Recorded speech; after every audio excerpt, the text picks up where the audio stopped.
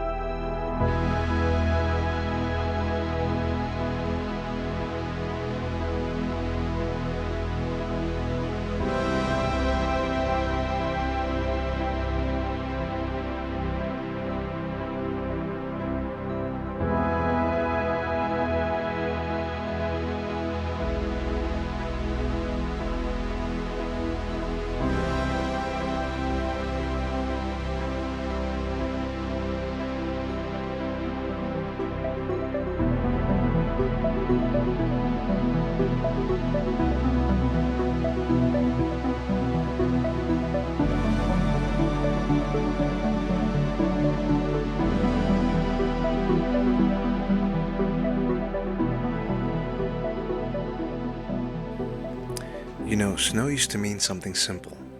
When I was a kid, it meant freedom. No school, no worries, just boots by the door, and the whole world turned into a playground overnight. Now I'm a dad in my 40s.